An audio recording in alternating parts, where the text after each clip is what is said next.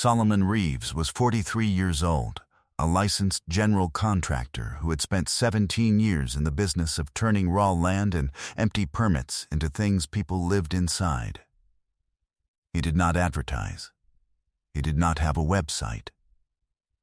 His name traveled the way good work travels, through a call from someone who had stood inside something he'd built and couldn't stop thinking about who had done it. He drove a white work truck with mud along the lower panels that he cleaned on Saturdays, and that was dirty again by Tuesday.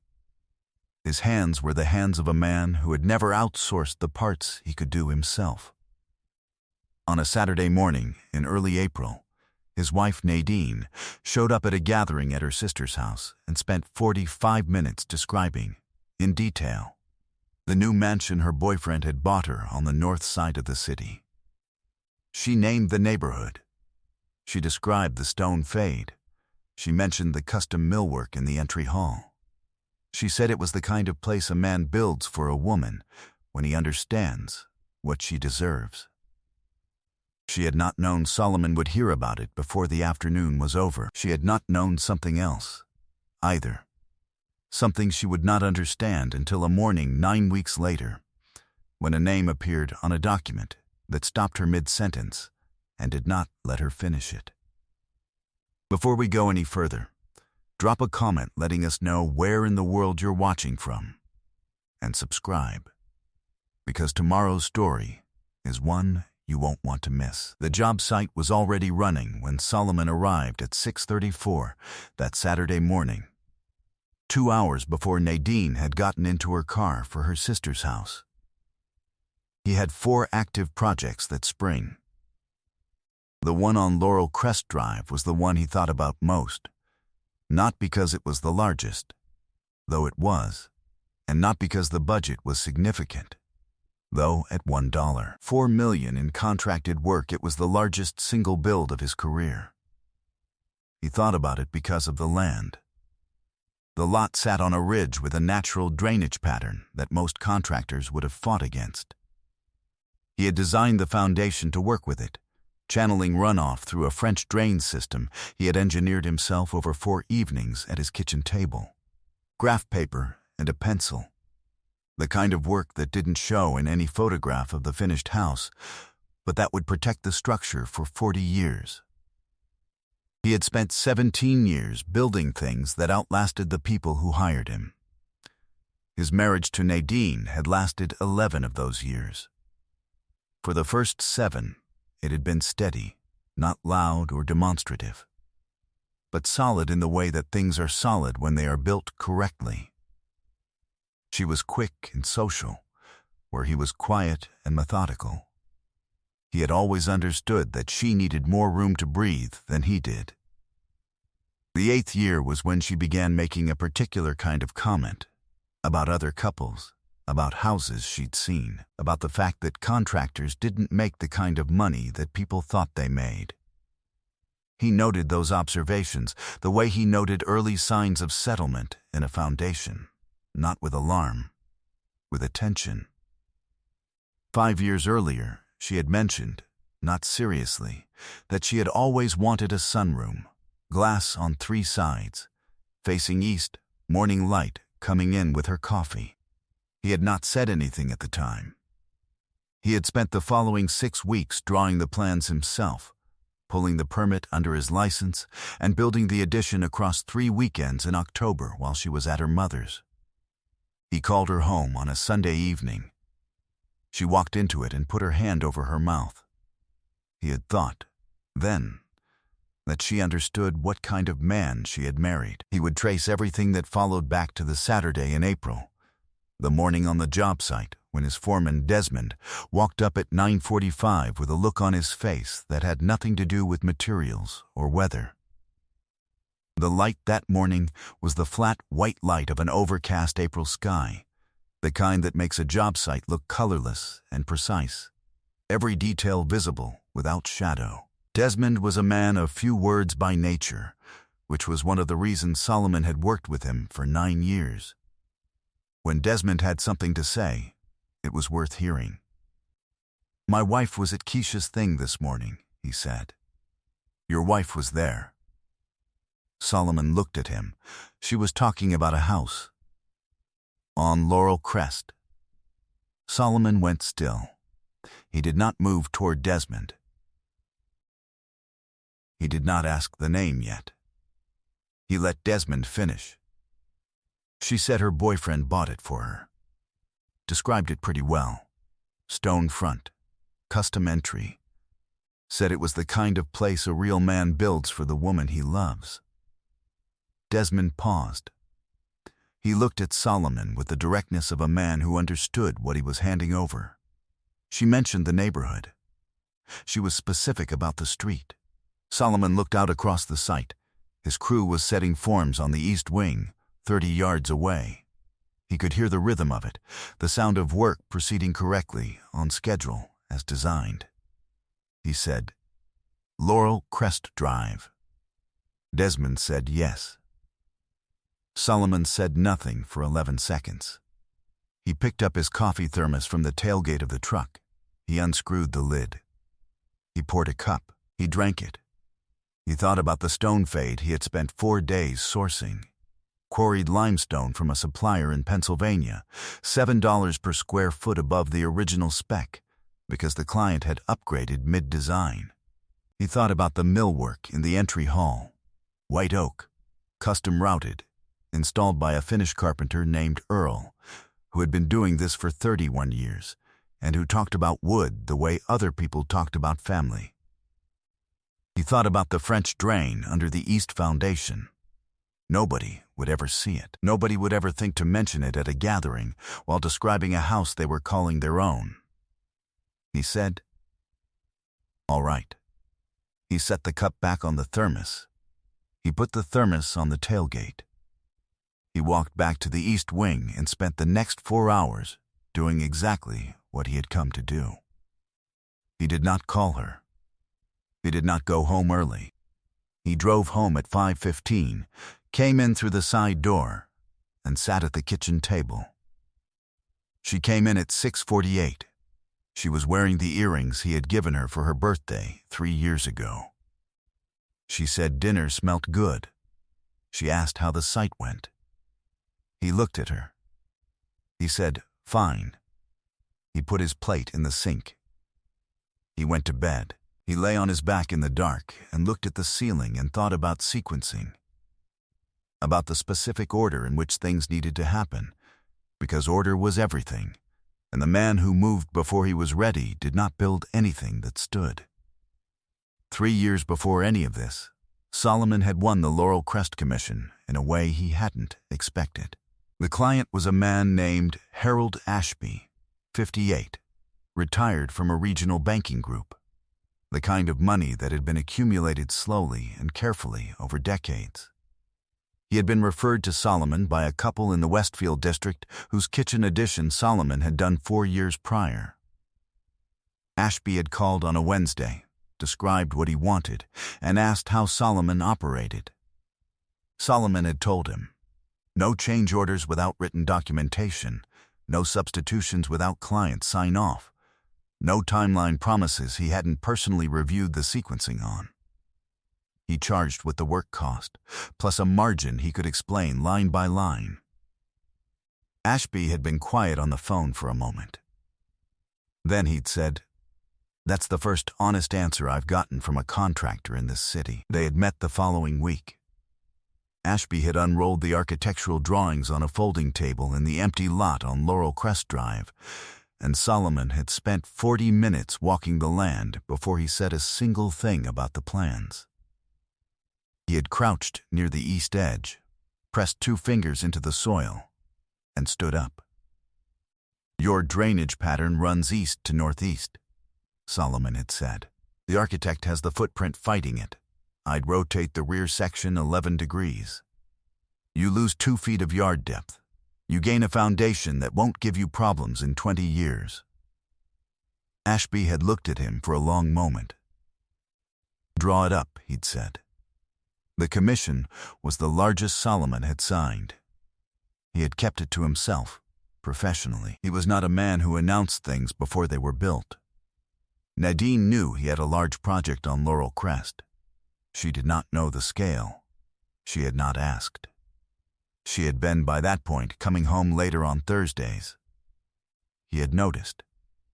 He had not yet said anything, because he was still reading the situation carefully, still extending the benefit of the doubt the way a man does when he has spent 11 years building something and does not want to believe the structure is compromised without proper inspection. There was a thing she had said in passing 8 months before the April morning, a casual mention of a man she'd met through her professional network, someone she described as in development. She had used his first name, Marcus. She had said it lightly, the way you say a name when you want it to enter the room without appearing to bring it in yourself. Solomon had filed the name. He had not reached a conclusion about it yet. That was what she hadn't ever thought to wonder about. What happened to the things he noticed? Her name was Patricia Osai. She was 61 years old, compact and methodical, with reading glasses she wore on a chain and the unhurried manner of someone who had spent 34 years as a licensed title examiner and had seen every way a property transaction could go wrong. She had worked with Solomon on 4 closings over the past 8 years. She knew his reputation. She knew his paperwork. She called on a Tuesday in late April, 19 days after Desmond's conversation at the job site. She said she had something that she thought Solomon should be aware of. She said she would rather say it in person. He came to her office on a Thursday morning. She had coffee already poured. She set a folder on the desk between them. She opened it. "I need to lay this out in order," she said. "Let me get through all of it before you respond." He nodded. She began with what she knew from the title side. The Laurel Crest Drive property, Harold Ashby's commission, Solomon's active build, had been listed for sale 6 weeks ago. Not by Ashby. By a holding company registered to an entity called Crestline Development Partners, LLC. The listing had come through a real estate agent who had identified the property as a pre-completion luxury sale. The buyer would acquire the structure mid-build and complete it according to the existing plans. Solomon looked at the folder. He said, "Ashby sold the project." Patricia said, "Ashby did not initiate the sale." She turned to the second document. Crestline Development Partners, LLC had 2 registered members. She set the corporate filing on the desk. The names were there in clean type. One Marcus Adeyemi, 47 years old, registered address in the Westfield District, listed occupation real estate developer. And one Nadine Reeves. Solomon looked at the names. He looked at the page for a long time. He did not speak. He had heard the name Marcus once, lightly, casually, the way a name sounds when someone wants it to arrive without weight. It had weight now. It had the specific weight of a document with a notary stamp on the lower right corner. "There's more," Patricia said. She opened the 3rd section of the folder. The LLC had acquired an option to purchase the Laurel Crest property through a side agreement with Ashby's estate. Ashby had suffered a stroke in February, and his son, acting under power of attorney, had entered into an option agreement with Crestline at a price point $210,000 below the assessed value of the completed structure. The option had been structured to vest upon substantial completion of the build. Substantial completion. The legal threshold Solomon's contract defined as 90% of the contracted work finished and all systems operational. He was at 83%. They positioned to acquire it at below market value on the day your own contract triggers substantial completion, Patricia said. Using the discount as equity, refinance the full value, cash out the spread. Estimated profit on execution, somewhere between $190,000 and $240,000. Solomon stood. He walked to the window. A delivery truck double parked on the street below. Ordinary, unhurried, he thought about the French drain under the East Foundation, the white oak in the entry hall. Every decision made in the correct order. Every morning on that site, every material he had sourced, and every timeline he had met. He thought about the sunroom, the glass facing east, the light she had walked into and covered her mouth. He came back to the desk. He sat down. "What's the status of the option agreement, legally?" he asked. Patricia said, "That depends on what's in your original contract with Ashby.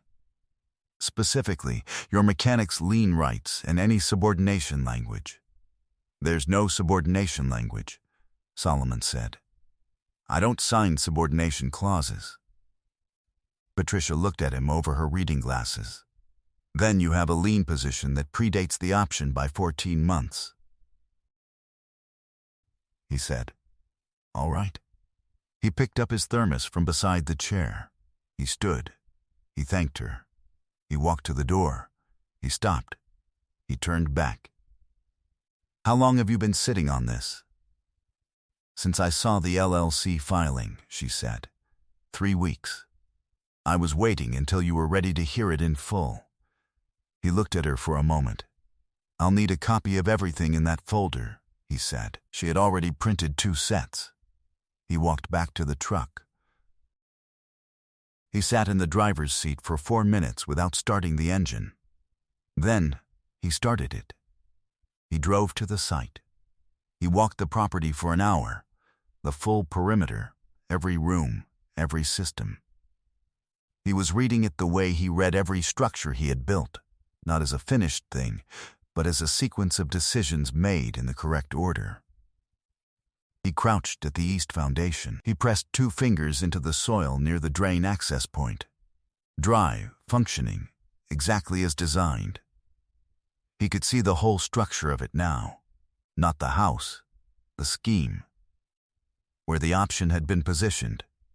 What it required. What it was waiting for. How the piece Nadine had been playing in it from the beginning connected to the piece she had played before that. One thing leading to the next, leading to the next. He went back to the truck. He called his attorney. He didn't act immediately. That had always been the thing she couldn't account for. She had watched him build for 11 years and had somehow missed the fundamental principle of the work. You do not move to the next phase before the current phase is complete. You do not pour the slab before the form is set. You do not install the finish before the rough-in is inspected. The man who skips steps builds things that don't stand. His attorney was a woman named Constance Hale, 54, with a background in construction law and real estate litigation, and the particular quality of focus that comes from 26 years of finding the exact place where someone's documentation fails them. She had reviewed Solomon's Ashby contract within 24 hours of his call. She called him back at 6:09 on a Wednesday morning. "Your lien rights are senior to the option by 14 months and 4 days, she said. "And there's something else. The option agreement references the original architectural plans. But you redesigned the foundation and rotated the rear section in the first month. The current build does not match the structure described in the option." "Meaning," Solomon said, "meaning the option, as written, describes a building that doesn't exist. The one you built is different. Their option may not attach to it cleanly." Solomon said, "How confident are you?" Constance said, "Confident enough to file." She filed a mechanic's lien on a Thursday morning. Senior priority. The lien amount covered contracted work performed to date, $1,186,000. The lien attached to the property title and clouded it. No sale, no refinance, no option exercise could proceed without resolution.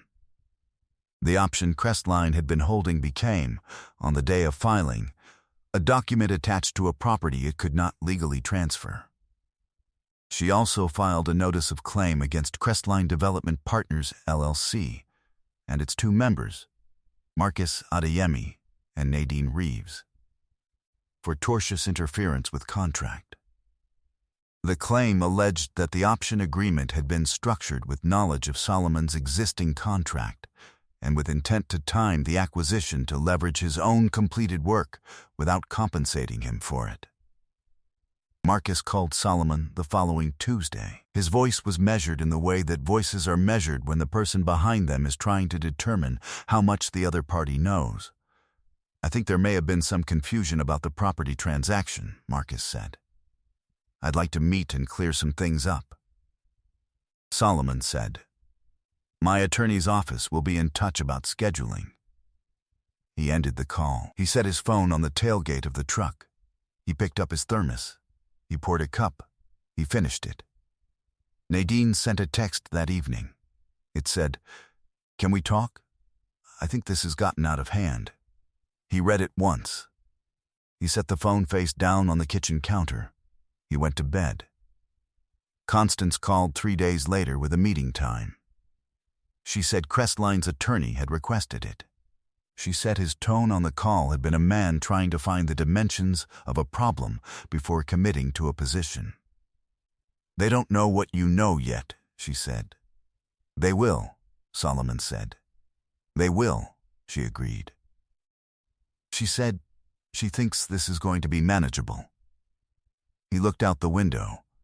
He said she thought she understood the project. Constance said nothing.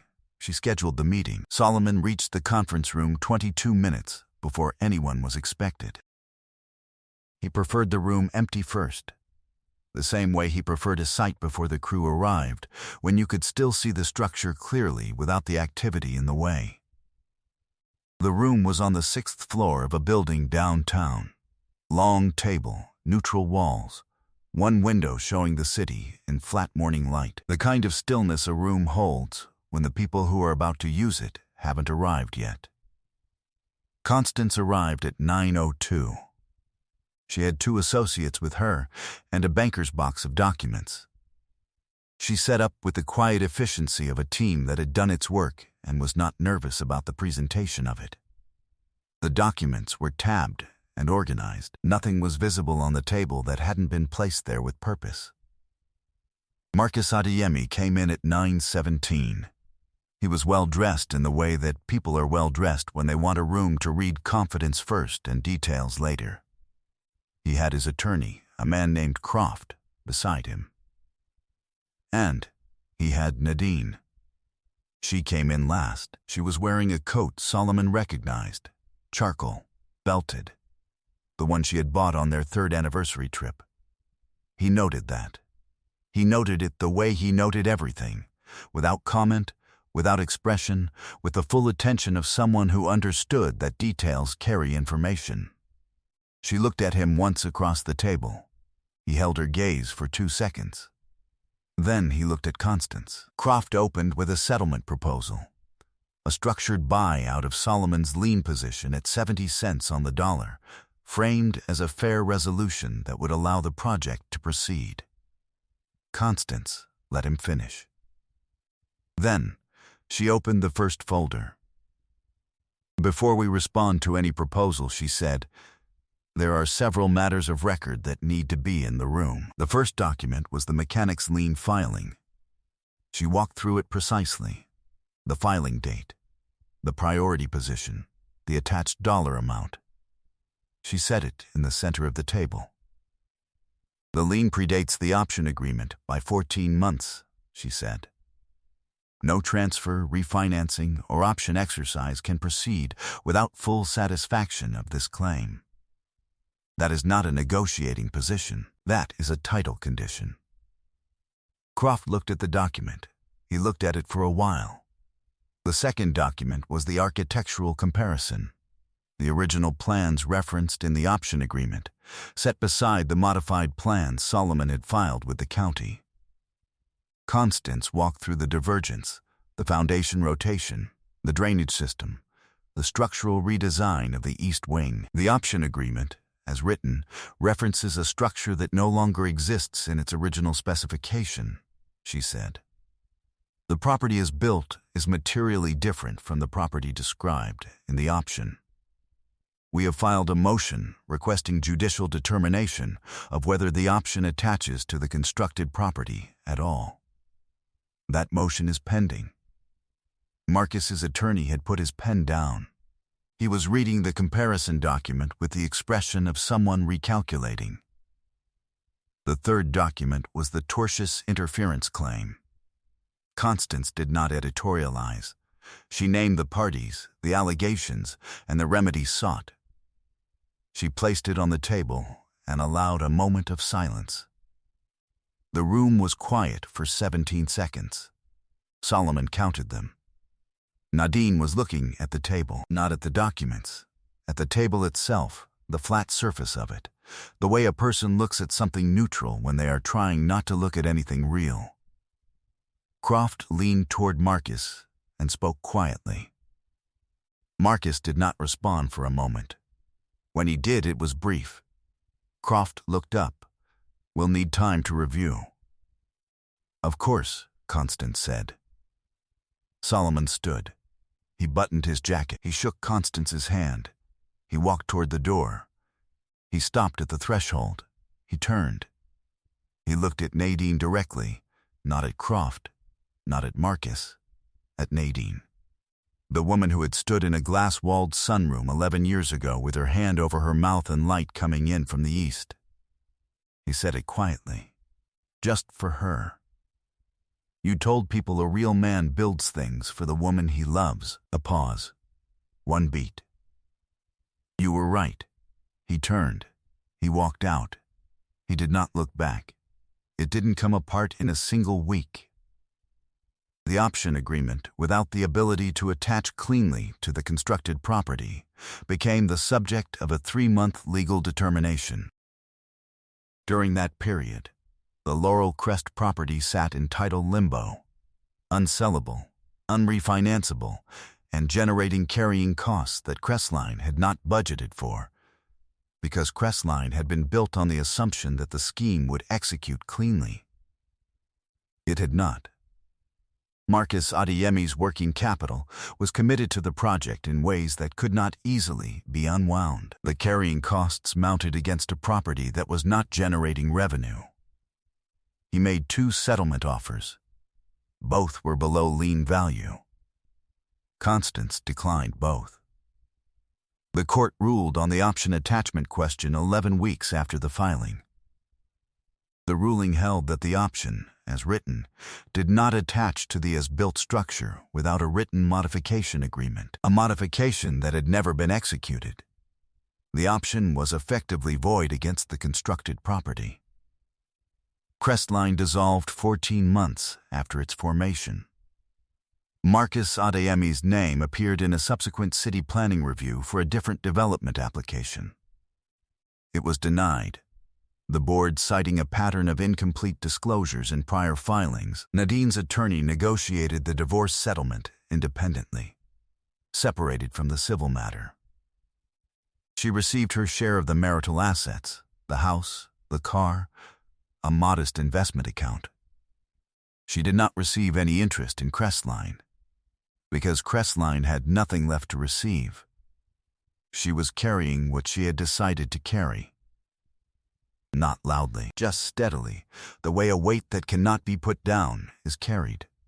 Solomon received full satisfaction of his mechanics lien from the Ashby Estates proceeds on the completed sale of Laurel Crest Drive.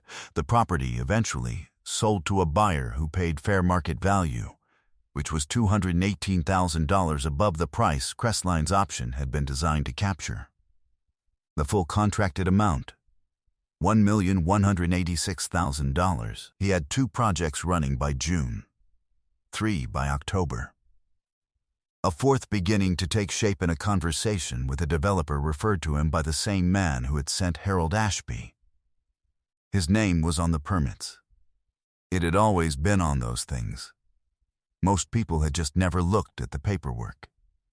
He hired a second foreman in November, a young man named Terrence, 28, with good hands, and the patience to be corrected without carrying it personally. Solomon had recognized that quality in the first week. 14 months after the conference room downtown, his crew broke ground on a 7-unit residential development in the Eastern Corridor, the largest project he had ever originated himself. His name was on all of it, on the LLC, on the development rights, on every permit pulled in sequence. He framed the Laurel Crest permit and hung it in the corner of the new office, not because it had been the largest, because it was the one that had required the most of him, in every direction at once, and he had not cut a single corner. He hung it level. On a Saturday morning in October, Solomon arrived at the Eastern Corridor site 2 hours before the crew. The air was cool, in particular the way October air is when it finally means it, that specific quality of light and temperature that makes a construction site look like a rendering of itself. He walked the perimeter of the foundation, which had been poured the previous week. He crouched at the northeast corner and pressed 2 fingers into the soil near the drainage channel. Dry, functioning, exactly as designed. He stood. He looked at the full footprint, the outline of what would exist here in 18 months, readable to him as clearly as a finished room, every decision already in sequence. His crew would arrive at 7. There was nothing urgent. He walked back to the truck. He poured the last of his coffee from the thermos and drank it standing at the driver's door, looking at the foundation. The thermos had a dent near the lid from the time it had rolled off a hood onto a parking structure floor. He had never replaced it. He put it on the seat. He picked up his clipboard. He went back in. I hope you enjoyed that one. Be sure to like the video and subscribe so you don't miss the next story. I've got 2 more picked out that I think you'll really enjoy.